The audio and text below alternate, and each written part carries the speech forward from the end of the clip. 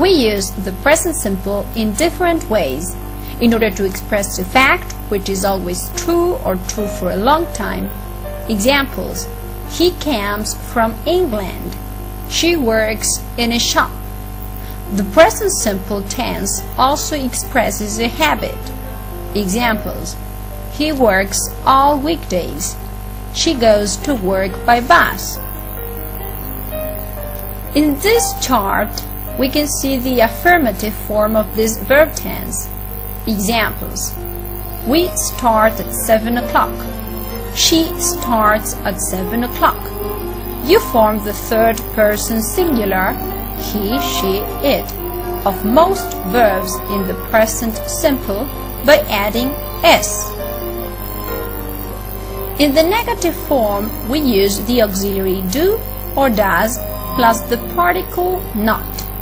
Example: they do not start at 7 o'clock, or they don't start at 7 o'clock. She does not start at 7 o'clock, or she doesn't start at 7 o'clock. In English, there are two types of questions: WH questions or yes/no questions. WH questions begin with question words: who, what, when, etc.